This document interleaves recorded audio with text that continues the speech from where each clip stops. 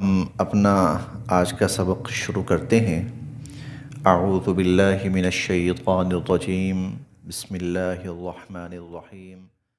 قل آپ فرمائیے، اے نبی علیہ الصلوۃ والسلام آپ فرمائیے، ان اگر تخفو تم چھپاؤ، مخفی رکھو، ما جو فی صدورکم، صدور صدر کی جمع ہے، صدر سینے کو کہتے ہیں، مراد دل ہے۔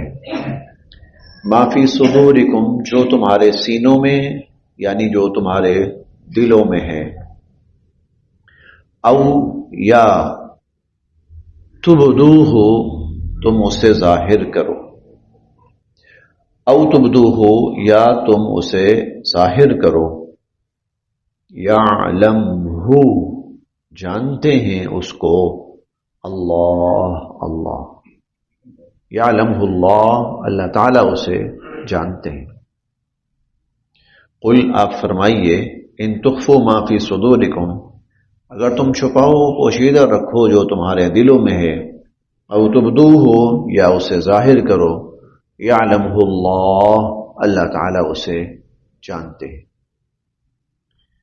وَيَعْلَمُ اور جانتے ہیں، ما جو کچھ بھی فی السماوات آسمانوں میں ہے، وما اور جو فی الارض زمینوں میں ہے۔ وَيَعْلَمُ مَا فِي السَّمَاوَاتِ وَمَا فِي الْأَرْضِ اور جو کچھ آسمانوں میں ہے اور جو کچھ زمینوں میں ہے، اللہ تعالیٰ سب کا سب جانتے ہیں۔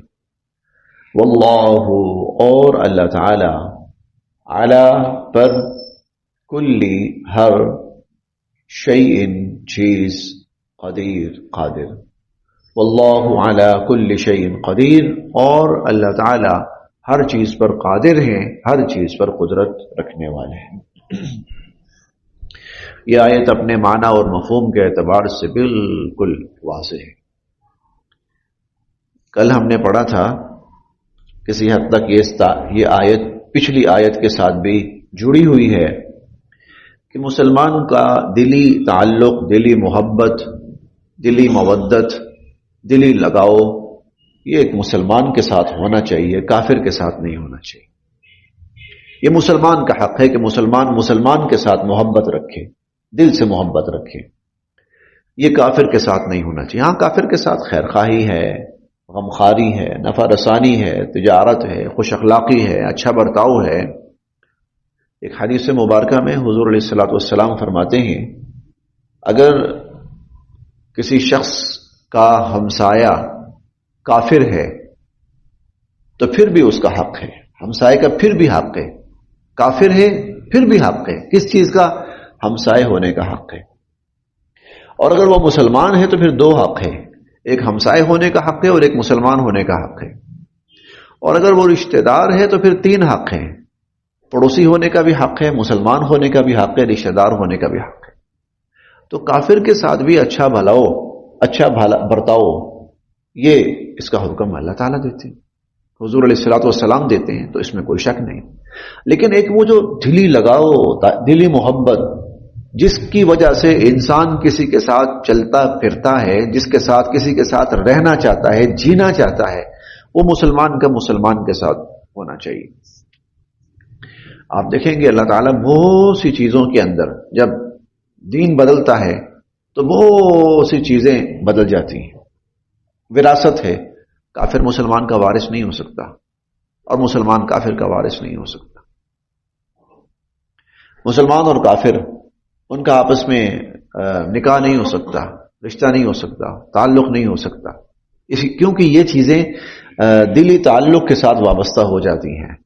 اب اللہ تعالیٰ اگلی آیت میں فرما رہے ہیں تمہارے دل میں کیا ہے، کس کے لیے محبت ہے، کس کے لیے لگاؤ ہے، کس کے لیے عقیدت ہے، کس کے لیے نفرت ہے، اللہ سب جانتے ہیں۔ تم چھپاؤ اللہ وہ بھی جانتے ہیں، اور تم ظاہر کرو اللہ وہ بھی جانتے ہیں۔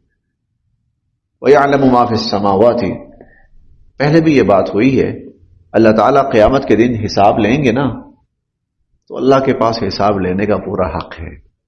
اور حق کیوں ہے؟ اس کے پاس پورا علم ہے، پورا علم ہے، دلوں کا علم ہے، اور شارک سے بھی زیادہ قریب ہے. سوچ انسان کے اندر جنم لیتی ہے، اللہ کو اس کا بھی علم ہے.